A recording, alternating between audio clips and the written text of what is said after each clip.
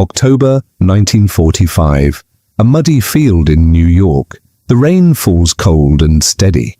847 German women step off cattle cars. Their legs shake. Their stomachs are empty. Their hearts pound with terror. For weeks they had heard the warnings. American soldiers would strip them naked, throw them into pits, leave them to die like animals. The propaganda had been clear. The Americans were monsters. Now, standing in the mud, they see it with their own eyes. Rows of wire cages stretching across the field. Each cage barely 6 feet wide. No roof, no shelter, just cold metal and barbed wire. One woman falls to her knees, another begins to pray. A young girl named Margaret whispers to herself, "This is where we die." But then something strange happens. An American soldier walks toward the first cage. He unlocks the gate. The women hold their breath, waiting for the beating, waiting for the gunshot. Instead, he speaks 2 words that make no sense. "Welcome home." What followed was not death. It was not torture. It was something these women never expected, and it would shatter everything they believed about their enemy, their country, and themselves. What happened inside those cages? Why did grown women weep over a bar of soap?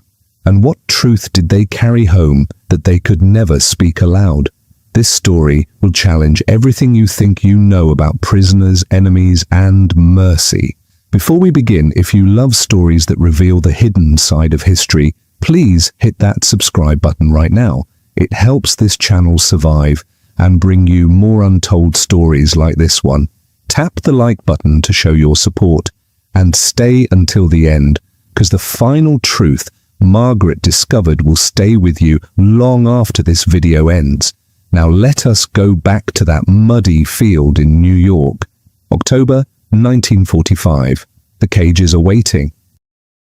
The train had been moving for 3 days. Inside the boxcars, 847 German women sat pressed together like sardines. Their knees touched their chests. The air was thick with sweat, fear, and the smell of rusted metal.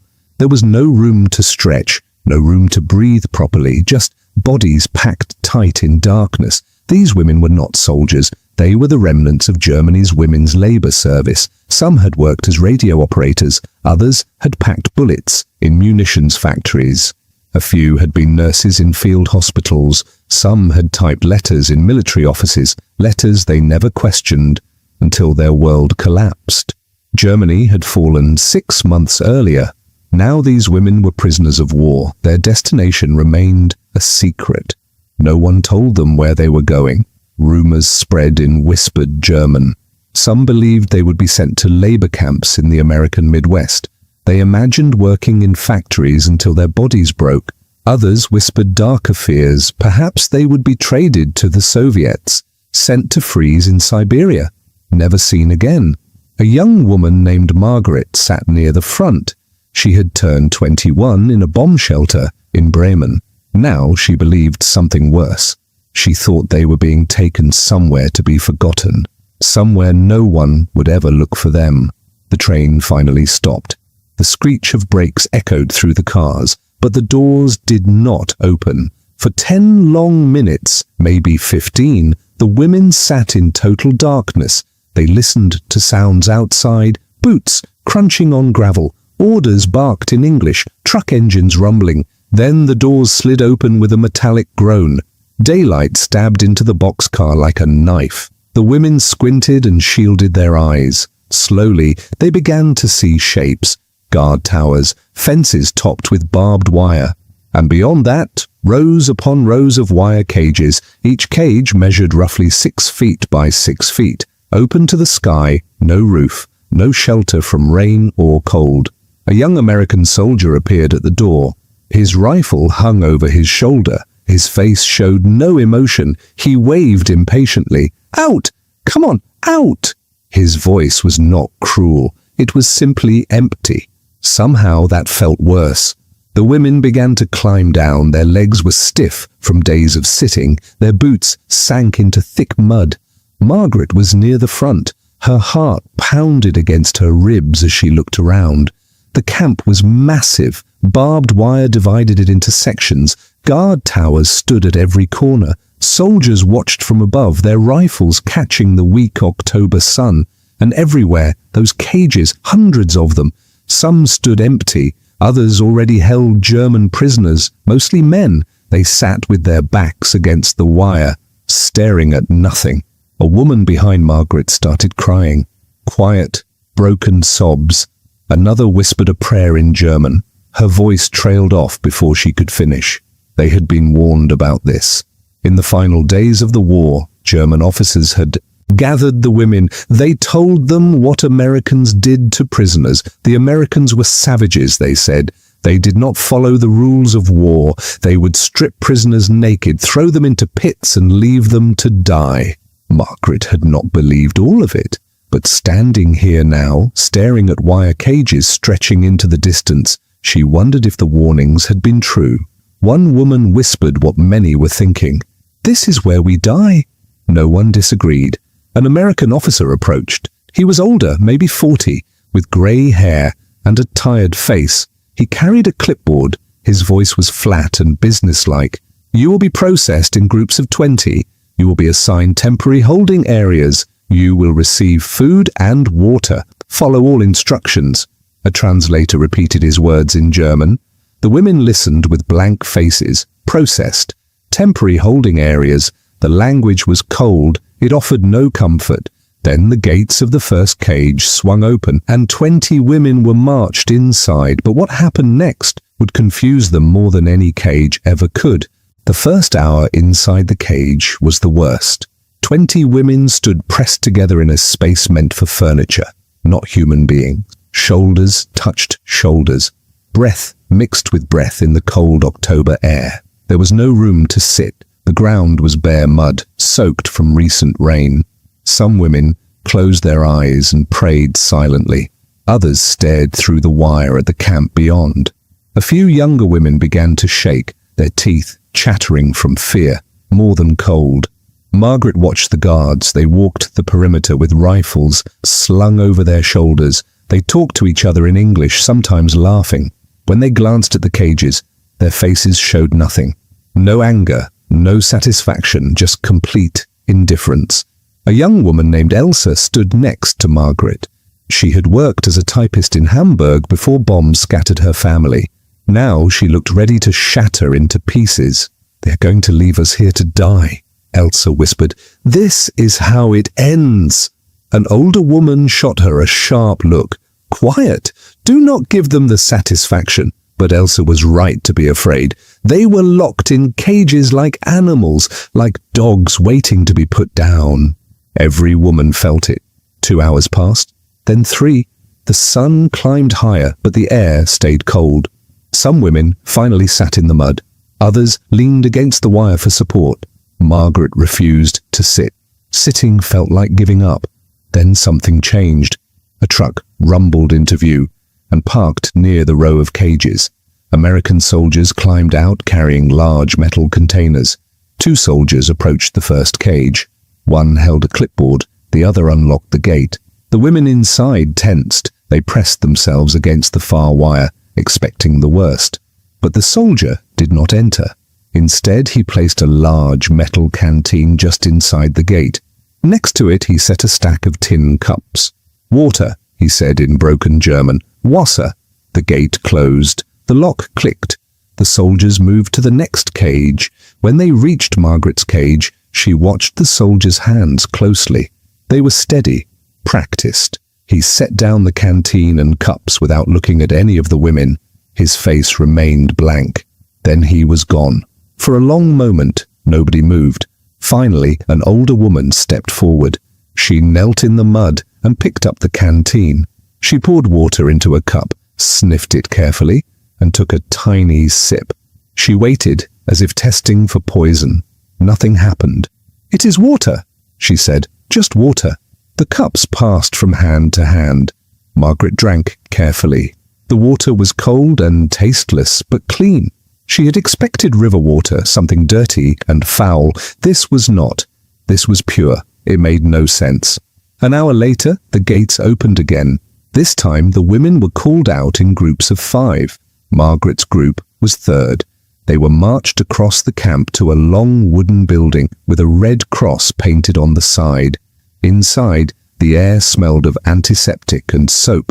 American nurses in crisp white uniforms moved between tables. A translator with kind eyes explained what would happen. You will be examined by a doctor. This is for your health. You will be checked for illness and injuries. Then you will receive clean clothing and be assigned to barracks. Barracks, not cages. Margaret felt something flicker inside her. Hope, relief. She pushed it down. It was too early to hope. The medical exam was quick. A doctor checked her eyes, throat and lungs. He asked questions through the translator. Had she been ill? Was she in pain? When had she last eaten properly? Margaret answered without emotion. The doctor made notes and nodded to the nurse. She is healthy, some malnutrition, but she will recover with proper food. Proper food. The words sounded absurd. Margaret had not eaten proper food in over a year. The next building was a shower facility. The women were led inside and fear returned like a cold hand around their throats. Showers. Everyone knew what that word meant. The camps in Poland. The gas chambers disguised as showers. Margaret's hands began to tremble, but the translator saw their faces and spoke quickly. This is only for washing. Hot water and soap, that is all. I promise you. They did not believe her, but they had no choice. They undressed and stepped forward. The water came on. Hot. Not lukewarm, not cold. Truly hot. And for the first time in months, Margaret felt clean. The smell hit Margaret before she saw the food. Meat. Bread, something rich and savory that made her stomach twist with hunger. She had not smelled food like this in years, not since before the bombs started falling on Germany. After the showers, the women had been given clean clothes, simple cotton dresses, plain but soft. Margaret had dressed slowly, her fingers clumsy. The fabric felt strange against her skin. She had worn the same dirty uniform for weeks. Now they were led to a mess hall. Long wooden tables stretched across a large room. American soldiers stood behind a serving line, holding ladles and spoons. Steam rose from metal trays filled with food. Margaret took a tray and moved through the line. A soldier plopped mashed potatoes onto her plate. Another added a thick slice of meatloaf. A third poured brown gravy over everything. At the end, she was handed a piece of bread. White bread, soft and still warm. She stared at it. In Germany, bread had become hard and dark. Sometimes it contained sawdust to stretch the flour. This bread looked like something from a dream. Margaret sat at a table with women from her cage. For a long moment, nobody ate. They simply stared at their plates. This was more food than Margaret had seen in a single meal in over a year, maybe longer. The meatloaf alone would have fed her family for 2 days back in Bremen. Elsa picked up her fork, then put it down. This cannot be real. The stern older woman took a bite of meatloaf. She chewed slowly, her face showing nothing. Then she swallowed and looked at the others. It is real. Eat. Margaret ate. The meatloaf was salty and rich. The potatoes were creamy. The gravy was thick and warm. She ate until her stomach hurt, but she could not stop. Around her, other women did the same. Some cried as they ate, tears running down their cheeks. Others ate in complete silence, their faces blank with shock. According to camp records, each prisoner received approximately 3,000 calories per day. This was more than many German civilians were eating at home. More than German soldiers had received in the final months of the war. Margaret set down her fork and looked around the mess hall. American soldiers sat at nearby tables, eating the same food. They laughed and talked, their voices loud and easy. They did not look like monsters. They looked like ordinary men, tired men far from home, eating dinner. She thought about the propaganda posters back in Germany. They had shown Americans as savage beasts with bloody teeth. They had called them barbarians who tortured prisoners for sport. But these men were eating meatloaf and joking with each other. Something cracked inside Margaret, a wall she had built to protect herself. It did not fall completely. Not yet, but it cracked. After the meal, they were taken to barracks. The building was long and low, divided into sections. Each section held 20 beds. Simple metal frames with thin mattresses. But there were sheets. Clean white sheets and wool blankets folded at the foot of each bed. Margaret stood beside her assigned bed and touched the blanket. Grey wool, standard military issue, but it felt like luxury. She had slept on bare floors and in bomb shelters for months. That night, lying in bed, Margaret could not sleep. The barracks were heated. Not warm exactly, but heated. She pulled the blanket up to her chin and stared at the ceiling. Outside, she could hear guards on patrol. Their boots crunched on gravel, but inside it was quiet. Safe. It made no sense. They were prisoners, enemies, yet they had been fed and cleaned and given beds. Margaret tried to match this with everything she had been told about Americans. The propaganda said they were brutal. The propaganda said they treated prisoners like dirt. But this was not brutal. This was almost kind. Almost. She closed her eyes and listened to the quiet breathing of the women around her. Tomorrow would bring more questions, more confusion. But tonight, for the first time in months, her stomach was full, and that simple fact terrified her more than any cage ever could. Morning came with the sound of a bell. 6 o'clock sharp. The women rose slowly, still groggy and confused. They were given 15 minutes to wash and dress. Then they marched to the mess hall for breakfast. Margaret had expected thin porridge, maybe stale bread, and weak tea. Instead, there were scrambled eggs, toast with butter, and coffee. Real coffee. Not the bitter acorn substitute they had drunk in Germany during the final years of the war. She wrapped her hands around the warm cup and breathed in the smell. It had been so long since she had tasted real coffee. She took a small sip and closed her eyes. The taste was rich and strong. It felt like waking up from a long nightmare. After breakfast, the women were assigned work duties. Margaret and 20 others were sent to the camp laundry. The work was simple, but tiring. Washing, drying, folding endless piles of uniforms and linens. The machines were loud, the air was hot and damp, but it was honest work. And at the end of the day, something unexpected happened.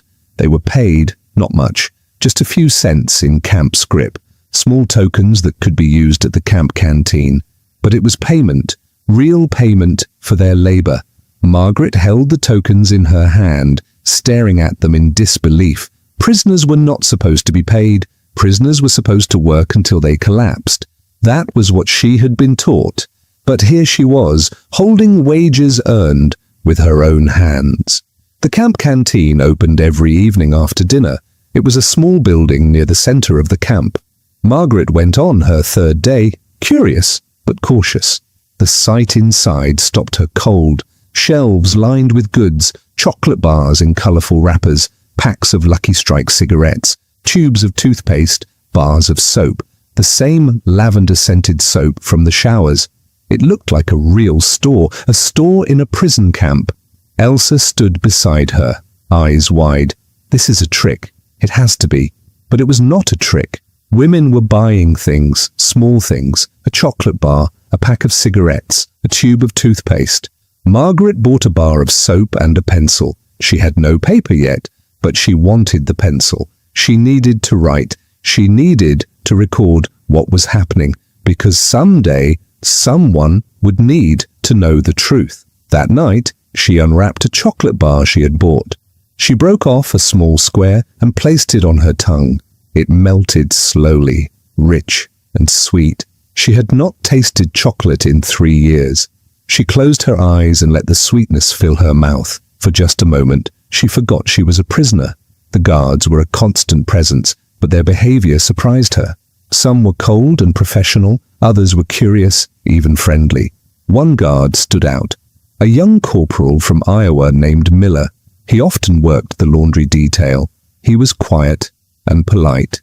He spoke a little German, learned from his grandmother back home. One afternoon, as Margaret folded sheets, Miller approached. He held out a pack of chewing gum. "Want one?" Margaret stared at the gum, then at him. Was this a test? A trick? She shook her head. Miller shrugged and put the pack back in his pocket. "Suit yourself." He paused, then added, "You are doing good work. Keep it up." He walked away. Margaret stood frozen, confused. A guard had just complimented her work. A guard had offered her gum, not as a bribe, not as mockery, just as a simple human gesture. She did not know how to process it. Once a week, the camp held movie nights. A screen was set up in the mess hall. The films were American, usually comedies or musicals, bright and colourful, filled with singing and dancing. Margaret went to the first one out of curiosity. She did not understand most of the English dialogue, but the images were enough. Women in beautiful dresses, men in sharp suits. A world untouched by war. This was America. This was the enemy. And yet this was what they had. Music, colour, joy. Germany had given her ashes. America was showing her songs. In November, the camp administration introduced a new program. They called it re-education. The prisoners whispered darker names for it. Propaganda, brainwashing. The women were required to attend classes twice a week. American officers gave lectures on democracy, freedom, and human rights. Margaret sat in the back, arms crossed, ready to dismiss everything as lies. Then came the lecture that changed everything. The topic was concentration camps. An American officer stood at the front of the room. Behind him, a white screen hung on the wall. His voice was flat and emotionless as he began speaking. What you are about to see is real. These photographs were taken by Allied soldiers when they liberated the camps. The first image appeared on the screen. Piles of bodies, skeletal figures stacked like firewood, men, women, children. Their eyes hollow, their bones pushing through paper-thin skin. The room fell silent. More images followed: the ovens at Auschwitz, the gas chambers at Treblinka, mass graves filled with thousands of corpses, survivors who looked more dead than alive, staring into the camera with empty eyes. Margaret felt her stomach turn. She wanted to look away, but she could not. She had heard rumors during the war, whispers about camps in the East, about terrible things happening to Jews and others deemed undesirable by the Reich. But she had told herself they were exaggerations, enemy propaganda, lies designed to make Germany look evil. The photographs did not lie. Some women covered their mouths, others turned away, unable to look. A few wept openly, their shoulders shaking with silent sobs.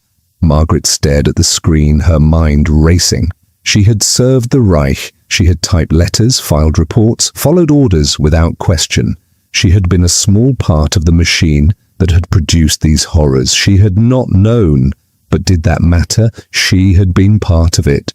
After the lecture, the women filed out in complete silence. No one spoke. What was there to say? That night, Margaret lay awake. The images burned into her mind like fire. She could not escape them. Every time she closed her eyes, she saw the bodies, the bones, the empty stares. The guilt was crushing. Late at night, when the barracks were dark, the women talked in whispers. The conversations had changed since they arrived. At first, they talked about home and family. Now they talked about something else entirely. One night, a woman named Hannah spoke what many had been thinking. We were lied to. The barracks fell silent. They told us the Americans were animals, Hannah continued, that they would torture us and starve us. But look at us. We are fed. We are warm. We are treated better here than we were in our own country. An older woman, a former nurse, spoke up. Do not forget what they did. The bombings, the destruction. They turned our cities to rubble. And we did the same to theirs, Hannah shot back. Or do you think the Luftwaffe did not bomb London, did not kill civilians? Silence again, heavy and uncomfortable. Margaret lay still, listening. She did not join the conversation, but she felt its weight pressing on her chest. The questions Hannah raised were the same questions eating at Margaret's soul. If the enemy was so evil, why were they showing such humanity? If Germany was so righteous, why had it produced such horror? Not everyone wrestled with these doubts. Some women clung fiercely to their old beliefs. They insisted the photographs were fake. They said the treatment they received was a trick to weaken their loyalty. One woman refused to attend the lectures. She called them poison designed to turn Germans against their homeland. Margaret understood. Loyalty was not easily abandoned. It was woven into identity. To question that loyalty meant questioning everything you believed about yourself. For some, that was too much to bear. But, for Margaret, the wall had cracked further. The photographs had torn something open inside her, and through that opening, doubt poured in like floodwater. She could not unsee what she had seen, and she could not unfeel what she now felt. In March 1946, the announcement came. The women would be sent back to Germany. The news spread through the camp like wildfire. Some women wept with joy, others fell silent, their faces pale with fear. Margaret felt nothing. No joy, no relief, just a strange, hollow emptiness. She should have been happy. She was going home, but home was ruins. Home was hunger. Home was a nation trying to rebuild from ashes. The night before departure, Corporal Miller found Margaret in the laundry. He handed her a small bag. "For the journey," he said. Inside were chocolate bars, a pack of cigarettes, and a sealed envelope. Margaret opened the envelope. A short note was inside. "You are a good person. I hope you find peace. Good luck. Miller." Margaret looked up, but Miller was already walking away. She wanted to call after him, to thank him, to say something meaningful, but the words would not come. She simply stood there, holding the note, feeling the weight of kindness she did not understand. The ship docked in Hamburg in early April. The city was unrecognizable. Whole neighborhoods had been reduced to rubble. Buildings stood like broken teeth against a grey sky. People moved through the streets like ghosts, hollow-eyed, thin, dressed in rags. Margaret stepped off the ship and felt reality crash over her like a cold wave. This was home. This was what remained of everything she had known. She found her mother in a temporary shelter, a converted school building housing refugees and displaced persons. The conditions were terrible. Families crowded together in small spaces. The smell of unwashed bodies hung in the air. Her mother was thin, painfully thin. Her clothes hung loose on her frame. Her cheeks were sunken. Her eyes looked too large for her face. But she was alive. When she saw Margaret, she wept. They held each other for a long time, neither speaking. There were no words big enough for this moment. Finally, her mother pulled back and looked at her daughter. Her eyes travelled over Margaret's face, her body, her healthy complexion. "You look well," she said quietly. Half question, half accusation. Margaret nodded. "They fed us, treated us properly." Her mother's face twisted with something complicated. Anger, jealousy, relief, all mixed together. "We starved," she whispered. "While you were safe, we starved." The words cut deep, but they were true. Margaret had no defense. She had survived. She had been cared for, and her family had suffered. It was not fair, but it was the truth. Life in post-war Germany was brutal. Food was scarce. Work was impossible to find. Everything was broken. Buildings, roads, people. Margaret tried to adjust, but everything felt wrong. She had grown used to regular meals, to safety, to the strange kindness of her captors. Now she was back in a world where survival was a daily battle. She rarely spoke about her time in the American camp. When people asked, she said only that she had been treated fairly. But the truth was more complicated. The truth was that the enemy had shown her a different way, a different set of values, and she could not forget. Decades passed, Germany rebuilt, Margaret married, had children, built a life, but she never forgot. The notebook Corporal Miller had given her remained in a drawer, filled with her observations, her questions, her slow transformation from prisoner to witness. One day, when her granddaughter was old enough to understand, Margaret took out the notebook and told her story. She told her about the cages, the terror, the soap, the food, the kindness, the photographs, the guilt. "What did you learn?" her granddaughter asked. Margaret thought for a long moment. "I learned that the world is more complicated than we are taught. I learned that enemies can show mercy, and I learned that kindness is the hardest thing to carry, because kindness forces you to see humanity in people you were taught to hate. And once you see that, you can never unsee it." The cages had been meant to hold them, but what they really did was break open everything these women thought they knew. and sometimes being broken is the only way to be made whole. In October 1945, 847 German women arrived at Camp Shanks expecting death. They found something far more dangerous than torture. They found mercy. The wire cages that terrified them became symbols of shattered expectations. The soap, the hot showers, the meatloaf dinners, the chocolate bars, the small kindnesses of ordinary soldiers. These were not grand gestures, they were simple acts of humanity in a world that had forgotten what humanity meant. But for the women who received them, these acts were transformative. They forced a reckoning with everything they had believed, everything they had been taught. War divides the world into us and them. It demands that we see enemies as monsters. But what happens when the enemy refuses to be monstrous? What happens when they show mercy instead of cruelty?